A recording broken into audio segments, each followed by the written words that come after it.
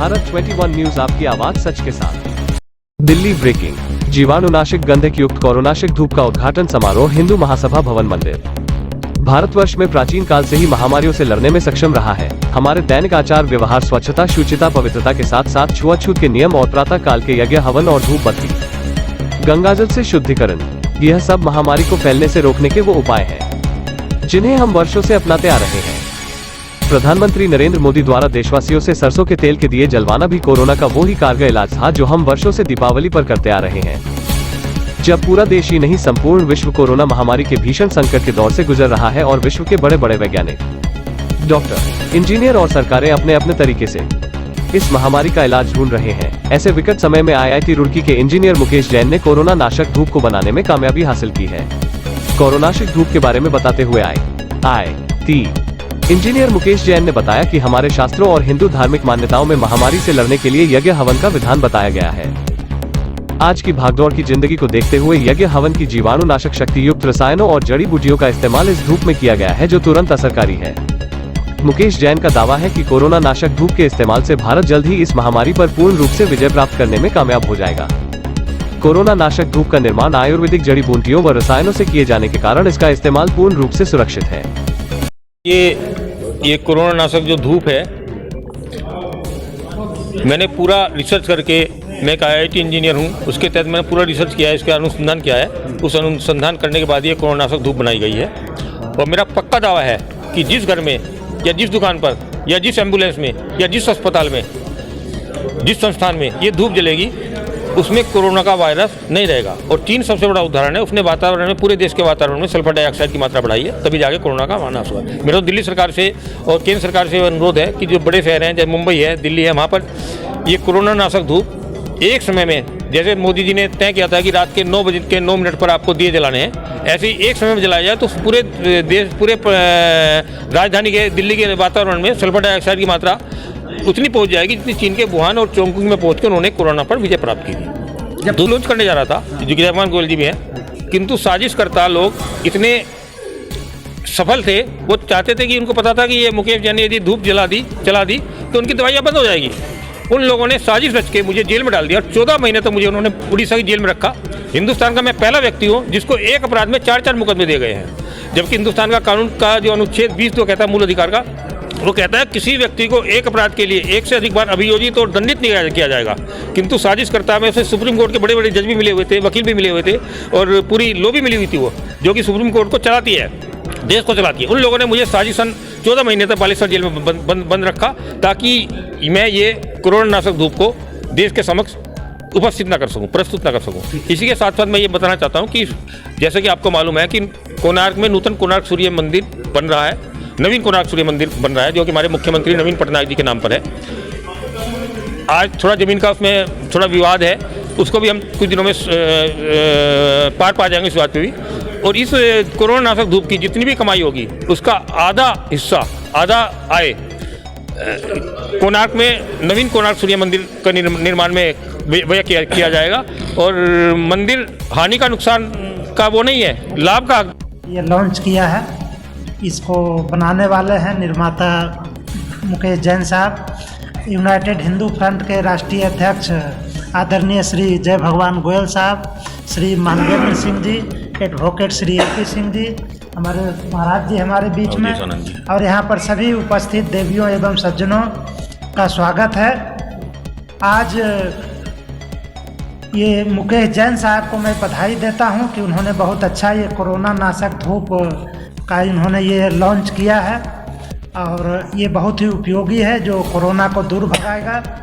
आप सब जानते हैं कि विदेशी कंपनियां किस तरह से कोरोना के नाम पर लूट मचा रखी है। पहले ये कई वैक्सीन लॉन्च हुए, क्या उसका असर हुआ बताइए आप। जो लोग दोनों डोज ले चुके हैं वो लोग भी संक्रमित हो रहे हैं, तो ये जो दोनों डोज लिए लोग, उसका फ़ायदा क्या हुआ? उसका कोई फ़ायदा नहीं है। तीसरा डोज लेंगे फिर कोई नया वेरिएंट आएगा, फिर चौथा डोज लेने की ज़रूरत है।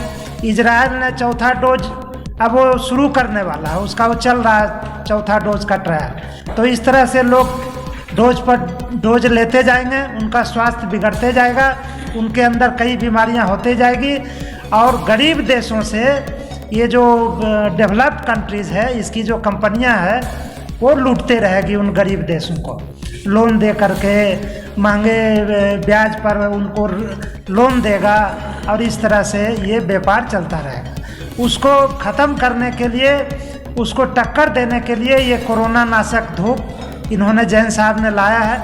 हम इनको बधाई देते हैं, धन्यवाद देते हैं। इसके साथ साथ आज 31 दिसंबर है।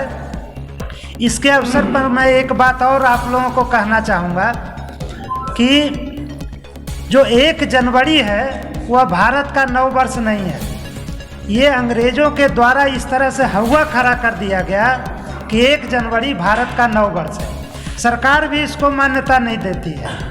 और ये भी आपको पता होना चाहिए कि जो सरकार का फाइनेंशियल ईयर है वह भी 1 अप्रैल से शुरू होता है, 1 अप्रैल से 31 मार्च तक। तो ये हमारा नव वर्ष है ही नहीं। नव वर्ष हमारा चैत्र शुक्ल प्रतिपदा है। उस दिन हम लोग मनाते हैं, पूजा करते हैं, व्रत करते हैं, उपवास रखते हैं और पूरी सभ्यता के साथ हम नववर्ष मनाते हैं। आपने AP सिंह जी ने एक डेलीगेशन वहाँ गया था, उन्होंने उस स्थान का विजिट किया था, जबकि किसी को ये पता नहीं कि वहाँ दर्शन नहीं होते। मगर ये सुन के बड़ा आश्चर्य हुआ कि भगवान सूर्य का मंदिर बंद है और उसमें दर्शन नहीं हो रहे। खाली वो पुरातत्व विभाग ने लिया हुआ है, जिसमें कि केवल वहाँ टूरिस्ट जाते हैं और घूम के आ जाते हैं। जाते तो इस श्रद्धा से हैं कि हम पूजा करेंगे, मगर वहाँ पूजा निषेध। और वहाँ पर एक बोर्ड लगा है जिसमें कि गवर्नर ने वहाँ पर किया है कि यहाँ पर पूजा नहीं होगी, और उसको मिट्टी और उससे रॉ मिट्टी डाल के उसको बंद कर दिया गया है। तो इसमें एक रिट पिटीशन किया जाएगा सर्वप्रथम, तो वहाँ जो उड़ीसा हाई कोर्ट है, उसके बाद एक डेलीगेशन वहाँ के माननीय मुख्यमंत्री जी से भी मिलेगा और वहाँ के जो और संगठन के लोग हैं उनसे भी मिलेंगे कि इसमें हम लोगों का वो योगदान करें, क्योंकि ये केवल उड़ीसा की नहीं, इस देश की नहीं, पूरे विश्व की एक धरोहर है जो कि सूर्य तो ऐसा है कि जिसके बिना तो ये हमारा जो सृष्टि है उसका रीढ़ की हड्डी है सूर्य देव, जिसकी रोशनी से, जिसकी गर्मी से सारा संसार आज जीवित है। तो उसको मंदिर को प्रारंभ करने के लिए सभी संस्थाएं। यही सुनवाई होती है तो ये संगठन जो आज बैठे थे साथ में, क्या कुछ आगे की तैयारी है? आगे की तैयारी तो बताइए। पहले तो इसमें रिट की जाएगी हाई कोर्ट में, और हाई कोर्ट में रिट करने के बाद वहाँ सुनवाई होगी, और उसके बाद वहाँ जो प्रशासनिक लोग हैं जैसे माननीय मुख्यमंत्री हैं, उनसे भी आग्रह करेंगे कि इसमें आप भी इसमें निर्णय लें और इस मंदिर को खुलवाएं। हम लोग जितने भी हिंदुओं के साथ कोई न्याय जाति वाले मुद्दे होते हैं, यूनाइटेड हिंदू फ्रंट, हम सब लोग मिलकर के हिंदू संगठनों को साथ लेके वो लड़ाइयाँ हमेशा लड़ते हैं। कोर्ट की लड़ाई लड़ने AP सिंह जी हैं हमारे साथ, और सड़क से लेकर कोर्ट तक जो भी लड़ाई हम लड़ रहे हैं, जैसा कि आपने देखा दिवाली पटाखों को लेकर हम लोगों ने पूरी लड़ाई लड़ी है। अभी कोंकावन मंदिर जो हमारा सूर्यदेव का मंदिर एकमात्र मंदिर है, जो बरसों से अंग्रेजों ने बंद कर दिया था, वो खुलना चाहिए। उसके लिए हम लोग प्रयासरत हैं। और जैसे आपको सबको मालूम है कि 6 दिसंबर 1992 को तथाकथित बाबरी ढांचे का विध्वंस हमने किया था। आज वहाँ भव्य राम मंदिर का निर्माण हो रहा है। तो हमारा यही एजेंडा है कि जितने भी हमारे बड़े मंदिर हैं, हमारे धार्मिक स्थान है, तीर्थ स्थान है, सबका जीर्णोद्धार हो। और इन मंदिरों से जीर्णोद्धार होने से, उनका अच्छी व्यवस्था होने से हमारा पर्यटन बढ़ेगा। देश के अंदर जो धर्म की पताका लहराएगी और धर्म बढ़ेगा, देश बढ़ेगा और हमारा हिंदुस्तान विश्व गुरु बनेगा, ऐसा हमारा सबका मानना है। सूर्य मंदिर के लिए हम लोग लड़ाई लड़ रहे हैं। मथुरा में जो कृष्ण जन्मभूमि स्थान है, वहाँ पर भी ईदगाह मस्जिद बना रखी है। उसके लिए भी हमने वहाँ के मथुरा कोर्ट में यूनाइटेड हिंदू फ्रंट की तरफ से अपील कर रखी है कि यहाँ से भी जो ये ईदगाह रूपी ढांचा बना रखा है, इसको हटाया जाए। अगर वहाँ का मुस्लिम समाज, मुस्लिम पक्ष इसको सहज सम्मान अपने आप हटाता है, तो हमने 1.5 गुना जमीन 84 कोस परिक्रमा के बाहर उनको खरीद देने का वादा भी किया है। अगर ये लोग इस बात को प्यार से नहीं समझेंगे, तो हमने ये भी कहा है कि 6 दिसंबर 1992 की जो पुनरावृत्ति है वो मथुरा में भी हो सकती है। अभी जो हमारा सूर्य मंदिर है वो खुलना ही चाहिए। उसके लिए आज पूरे देश में एक भाव है हिंदुओं में। हमें लगता है जल्दी ही उसको हम चाहे कोर्ट से चाहे सरकार से मिलकर के खुलवाएंगे और वहाँ जा कर के सब लोग अच्छे से वहाँ पूजा पाठ भगवान के दर्शन कर सकेंगे। आज हमने यहाँ पर कोरोना जैसी महामारी को टक्कर देने के लिए ओमिक्रॉन जैसी जो नई बीमारी आ गई, नाम बदल करके कोरोना धूप तैयार किया हमारे मुकेश जी ने, उसका हमने लॉन्चिंग किया है। हमारा मानना है कि हम सब लोग मिल करके ओमिक्रॉन जैसी महामारी को टक्कर देंगे, घर घर में इसका प्रचार प्रसार करेंगे और लोग इससे फायदा लेंगे, सब लोग स्वस्थ रहेंगे। ये है कि जिस तरह से उत्तर प्रदेश में अयोध्या में प्रभु श्री राम का मंदिर, मथुरा, काशी और वृंदावन का उद्धार हो रहा है और नवीन निर्माण हो रहा है, उसी तरह से जो कोणार्क सूर्य मंदिर वर्षों वर्ष से अंग्रेजों के समय से बंद कर रखा है, उसे मिट्टी और रेत भर रखा है, उसको उड़ीसा हाईकोर्ट में माननीय राजा मानवेंद्र सिंह जी, जो कि अखिल भारतीय क्षत्रिय महासभा के राष्ट्रीय अध्यक्ष हैं, और नूतन कोणार्क मंदिर समिति, ये सभी लोग मिलके, मुकेश जैन जी, सभी लोग मिलके उड़ीसा कटक हाईकोर्ट में इस बात की याचिका लगाएंगे जिसमें कि कहेंगे कि जब सभी मंदिरों का जीर्णोद्धार हो रहा है तो उड़ीसा का कोणार्क का सूर्य मंदिर ऐतिहासिक है, दुनिया का इकलौता मंदिर है और सूर्य भगवान का मंदिर है, और सूर्य भगवान ही इन सभी बीमारियों को भगाते हैं, दूर करते हैं, और जब सर्दियां आनी शुरू होती है बीमारी बढ़ जाती है। इसका मतलब सूर्य भगवान का बहुत बड़ा महत्व है, तो उनके खोला जाए, उनमें मूर्ति पूजा स्थापना हो सके, सब कुछ वहाँ मजबूत है, स्ट्रक्चर मजबूत है, पूजा का योग्य है। केवल शासकीय आदेश की जरूरत है कि माननीय उड़ीसा हाईकोर्ट कटक इस बारे में आदेश करे।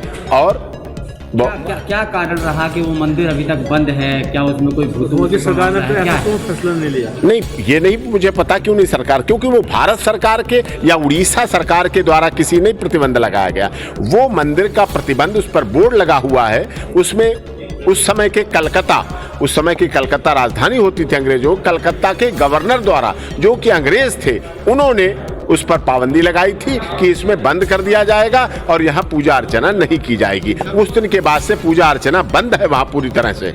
कोई रिलीजन की बात नहीं, लोग आज भी 50 रुपया दे के प्रति टिकट, पुरातत्व विभाग का 50 रुपया प्रति टिकट है, वहाँ देकर जाते हैं पूजा अर्चना के लिए। मैंने वहाँ विजिट किया, फूल लेके जाते हैं, धूप बत्ती लेके जाते हैं, अगरबत्ती लेके जाते हैं। उन्हें तो यही आशा है, हम भी गए थे तो यही कल्पना थी कि उस भगवान सूर्य मंदिर है, कोणार्क का सूर्य मंदिर है, वहाँ पूजा अर्चना होगी। लेकिन वहाँ जाके जब ऐसी स्थिति देखी, वहाँ पूरी तरह से बंद है और केवल दर्शनीय स्थल, पर्यटक स्थल के रूप में रह गया। भगवान सूर्य मंदिर और भगवान सूर्य हमारे दर्शनीय और पर्यटक स्थल नहीं हो सकते, वो आस्था, श्रद्धा और भावना का द्योतक। विभिन्न संगठन होंगे, जिसमें विभिन्न संगठन होंगे और राजा मानवेंद्र सिंह जी नेतृत्व करेंगे, हमारे पिटिशनर होंगे, याचिकाकर्ता होंगे, मुकेश जैन जी होंगे और उसमें याचिकाकर्ता के रूप में होंगे, मैं एक एडवोकेट के रूप में उस याचिकाकर्ता में अधिवक्ता हूँगा और कटक हाईकोर्ट में इस बाबत याचिका डालेंगे, जिससे कि इस देश नहीं, सूर्य मंदिर कोणार्क केवल इस देश की आस्था का विषय नहीं, पूरी दुनिया की जनरल नॉलेज के विषय में जब आप देखते हैं, IQ देखते हैं, तो वहाँ पर कोणार्क का सूर्य मंदिर पूरे देश में, दुनिया में माना जाता है।